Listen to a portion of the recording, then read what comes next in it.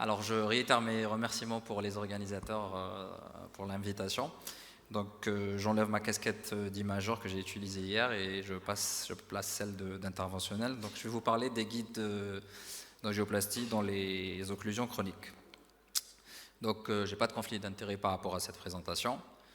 Donc, le plan de ce topo va être plutôt rapide et conscrit. Donc, on va parler rapidement des composantes d'un guide. Donc, on va parler du corps, de l'extrémité, des coils et puis des revêtements, que ce soit le coating et les jackets. Et puis, on va évoquer donc les situations de CTO et quel guide utiliser dans certaines situations. On va en évoquer 6. Donc, j'ai pris cette photo, donc je pense que les autochtones connaîtront, et donc pour vous dire que le guide, ça reste la pierre angulaire de l'angioplastie des CTO et sa voie de succès. Donc, les guides d'angioplastie dans les CTO intègrent en fait des propriétés un peu spécifiques qui permettent des tâches adaptées à des situations différentes. Donc, de quoi est fait un guide? Donc, vous avez le corps, donc c'est celui qui va de l'extrémité proximale jusqu'à l'extrémité distale. Vous avez l'extrémité distale, on va voir comment elle est faite. Et puis on va regarder les coils, ce qu'on appelle les stries, qui vont maintenir le diamètre de ce guide. Et puis on va voir ce qu'on appelle les revêtements, à savoir les coatings et les jackets. Donc le corps, il est fait principalement de 2 matériaux. Vous avez soit de l'acier inoxydable, soit du nitinol. Le premier offre plus de support, plus de force et plus de torque, tandis que le deuxième, il est beaucoup plus flexible et il est moins entrain au kink. Donc, chose importante à regarder dans le corps, c'est ce qu'on appelle les filaments, donc le tapering. Donc, il est soit lent, c'est-à-dire que les filaments commencent de la partie proximale jusqu'à la partie distale. Donc, cette configuration, elle donne au fait une meilleure navigation et moins de prolapsus. Par contre, il y a beaucoup moins de support distal. Donc, et la deuxième configuration, vous avez ce qu'on appelle un effilement très distal. Donc, c'est juste la partie distale du corps qui est effilée. Donc, celui-ci, il a un meilleur support distal et un meilleur torque. Et en fait, il se prolapse très facilement. Retenez cette composition parce qu'on va la voir dans la composition du guide spécifique qui est le Gladius Mongo. Donc, qu'en est-il des extrémités? Vous avez soit une extrémité qui est collée au corps, ce qu'on appelle le cortotype. Celle-ci, en fait, offre plus de précision et plus de support. Sinon, vous avez une extrémité sous forme de ruban. Elle est beaucoup plus flexible, mais elle offre en fait moins de support. Qu'en est-il de la forme de cette extrémité? Vous en avez 2 principalement. Donc, vous avez soit sous forme de balle, c'est la conventionnelle, et vous avez les formes microconiques comme la série des Gaia. Donc, chose importante au niveau des extrémités, c'est ce qu'on appelle le type load ou la charge d'extrémité. C'est ce que vous voyez dans les abacs avec le grammage 0,6, 1, 3. On parle d'un guide de 3 grammes, tout ce que vous voulez. C'est quoi au fait? C'est une force qu'on applique aux 10 mm distaux de ce guide pour qu'on le fasse dévier de façon latérale de 2 mm. Et donc vous aurez des abacs en fait, de guides différents avec des grammages différents. Vous voyez ici une liste des non exhaustifs au fait, des guides avec une charge d'extrémité croissante. Donc, autre chose à voir aussi dans les extrémités ou le guide, c'est ce qu'on appelle la force de pénétration. Alors, la force de pénétration, elle est égale au fait à la charge d'extrémité qu'on divise par la surface au fait de cette extrémité. Vous comprendrez que sur cet exemple, l'extrémité qui est à droite microconique, elle a une moindre dimension et donc sa force de pénétration, elle est beaucoup plus importante. Et donc, quand on regarde les mêmes abacs que tout à l'heure, vous regardez par exemple le Gaia qui a une extrémité conique, en fait, il a une force de pénétration beaucoup plus importante malgré une charge faible, par exemple, par rapport au Miracle et l'Ultimate Boss. Voilà, donc on passe aux stries, donc les coils. Donc les coils, en fait, leur but, c'est de maintenir, si vous regardez en distalité, c'est de maintenir, en fait, un diamètre de guide aux alentours de 0,014. Et des fois, en fait, ces coils sont ce qu'on appelle en fait effilés également, et c'est ça qui va donner en fait les guides effilés en distalité, et on aura des diamètres inférieurs à 0,014. Je passe rapidement sur les revêtements. On en a 2. Vous avez les coatings et ce qu'on appelle les jackets. Donc les coatings, vous en avez 2. En fait, ils sont appliqués directement sur le guide lors de sa conception. Vous avez les hydrophiliques. Donc l'hydrophilique, en fait, c'est un composant en fait, qui devient gel au contact de l'eau. Donc il progresse rapidement sans résistance et ne se détériore pas en cas d'utilisation prolongée. Par contre, il va facilement entraîner des dissections et il va dans des fausses lumières. D'ailleurs, on les utilisera pour les techniques du knuckle. Et dans les petites branches, et à cause de ça, au fait, il peut entraîner des perforations généralement distales.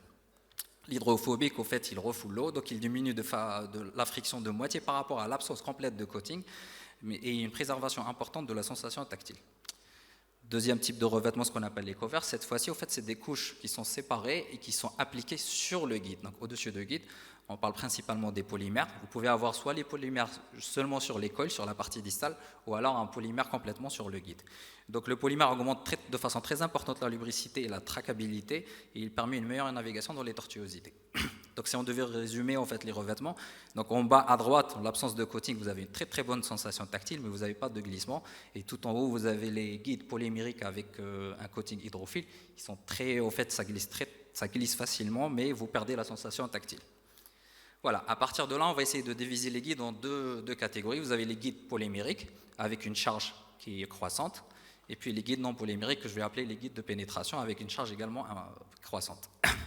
Donc, comment utiliser ces guides? On va voir en fait les 6 situations. Donc, on va parler de comment progresser dans un microchenal, comment ponctionner une chape fibreuse, progresser à travers une occlusion, naviguer dans une collatérale, progresser en sous-intimal, et on terminera avec la réalisation d'une externalisation. Donc, premier cas de figure, c'est progresser dans un microchenal. Donc cette fois-ci, en fait, ça nécessite des guides capables de se faufiler à travers des passages très étroits et très tortueux. Quelles sont les caractéristiques de ces guides? Donc on va prendre les guides polymériques, c'est ce qu'on a vu tout à l'heure, avec une extrémité effilée idéalement, et puis un type load faible, donc une charge entre 0,8 et 1,5 g.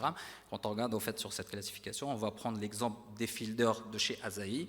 Donc vous avez le fielder XT au milieu qui fait 0,8 g, le XTR beaucoup moins grammé, donc 0,6, et le XTR 1.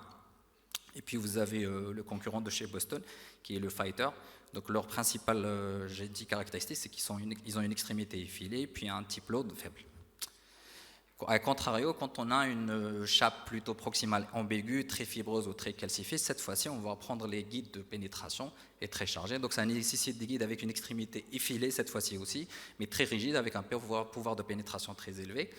Donc, et un type load très très élevé, entre 9 et 14 grammes. Donc on va prendre le côté droit et charge importante des guides de pénétration. On cite l'exemple chez Asahi, les Confianza Pro, 9 et 12 grammes, et puis chez Boston Scientific, les Hornet, 10 et 14. Alors, quand on prend maintenant, on a vu les deux cas au fait, de la partie proximale de la cape. On va parler de la troisième étape qui est comment progresser dans une occlusion. Donc on va partir des deux premières étapes. Soit on est dans un microchenal, on va commencer par un microchenal et on va aller dans l'escalade. Donc on va augmenter de guide. Et puis soit le chemin inverse, c'est-à-dire qu'on a ponctionné une chape fibreuse très très calcifiée et puis il faut faire de la désescalade et aller vers les guides, ce qu'on appelle intermédiaires. Donc c'est des guides avec des charges intermédiaires cette fois-ci, entre 1,5 jusqu'à 9 grammes. Ils ont un pouvoir de pénétration intermédiaire, ils ont une excellente réponse au torque en raison de leur type de fabrication. Donc généralement c'est des guides avec coating et hydrophile. Donc on est sur la partie gauche, si vous voulez, des guides de pénétration. Donc on cite la gamme Gaia et Gaia Next chez Asahi et la gamme Judo chez Boston. Alors ces deux-là, en fait, ils ont une extrémité effilée et on les utilise quand on veut progresser dans une situation, on a un trajet plus ou moins visible. Si à contrario le trajet est un peu invisible, cette fois-ci on ne va pas utiliser les guides à extrémité effilée, mais guides à extrémité habituelle, et on utilisera en fait par exemple l'Ultimate Bros de chez Asahi ou alors le Gladius, la famille des Gladius.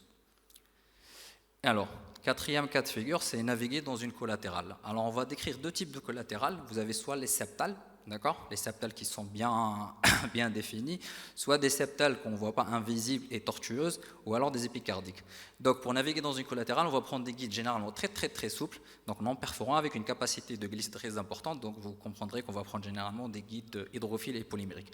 Donc, le type load doit être très très faible, entre 0,3 et 0,8 grammes, avec des cols, je l'ai dit, avec des revêtements hydrophiles plus ou moins polymériques. Donc on citera par exemple quand on a des septales type CC1, donc des septales plutôt directes et bien visibles, on prendra la gamme de chez Asahi, on prendra le Sion et éventuellement le Sion Black qui en plus du Sion, il a une couverture polymérique, donc il glissera plus facilement. Si par contre on veut aborder des septales très tortueuses et des épicardiques, on prendra un grammage moins faible, donc on s'orientera vers le Fielder XTR et surtout le Sio 3 qui a un grammage très très faible aux alentours de 0,3. Alors, cinquième cas de figure, c'est progresser en sous-intimal. Donc je pense que Ayman en parlera de façon beaucoup plus précise que moi, mais juste par rapport aux guides, on va prendre généralement des guides vraiment adaptés à la technique du knuckle. Donc cette fois-ci, on revient au guide polymérique, mais avec une charge un peu plus importante qu'on avait pris initialement. Donc c'est la partie droite, si vous voulez, des guides polymériques. Alors, on citera principalement la gamme des Gladius. Vous avez la Gladius UX et surtout le Gladius MG, le Mongo. Et puis chez Abbott, vous avez comment on appelle ça, le Pilote 200. Alors une petite particularité pour le Gladius Mongo, alors quand on regarde au fait sur sa conception, on revient à ce que j'ai dit tout à l'heure, c'est un effilement au fait sur la partie très distale, donc à peu près 8 mm de sa distalité. En fait, ça lui confère une force de pénétration et un tip load qui, en fait, il monte rapidement à son tip load, c'est-à-dire 8 mm après la partie distale, contrairement à ses concurrents. Quand on regarde le Gladius EX et le Pilote 200, ils ont besoin d'à peu près 30 mm pour atteindre cette force. Et donc ça va nous donner au fait un knuckle de chez Gladius, pour le Gladius Mongo, ça va nous donner un petit knuckle qu'on pourra contrôler, contrairement chez les compétiteurs où le knuckle il est beaucoup plus important de l'ordre de 3 cm. Ça c'est juste quelques données du registre Progress Situo. On voit au fait une nette tendance, regardez au haut, c'est le Pilote 200. Donc une nette baisse de son utilisation depuis l'avènement du Gladius Mongo que vous voyez tout en bas depuis 2018. Et je termine avec la dernière situation qui est réelle, j'ai une externalisation. En fait, le but c'est simple, c'est de faire passer, c'est des guides qui vont faire passer, remonter la voie si vous voulez antérograde par la voie complètement rétrograde. Leur seule spécificité c'est qu'ils sont lents. Donc on a le RG3 chez Asahi qui atteint 330 cm et le R350 de chez Teleflex. Ils ont une extrémité généralement plus ou moins effilée de l'ordre de 0,010 à 0,13 et un tip load intermédiaire. Voilà, donc si je devais résumer en utilisant en fait la bague de chez Asahi, alors vous regardez tout en bas à gauche en bleu, vous avez les guides polymériques souples qu'on va utiliser pour le franchissement des micro-chenaux. Vous avez tout en haut à droite les guides de pénétration très rigides pour les chappes fibreuses et calcifées. Et entre les deux, vous avez ce qu'on appelle les guides intermédiaires pour progresser dans la sitio. À droite, vous avez la gamme des Gaia, s'il y a un trajet très visible, parce que les Gaia, ils ont un très bon torque et on les contrôle très bien dans leur trajet. Et puis si le trajet est un peu ambigu, on utilisera ceux qui sont à gauche, à savoir la gamme des Gladius Mongo et l'Ultimate Rose. Et je vous remercie.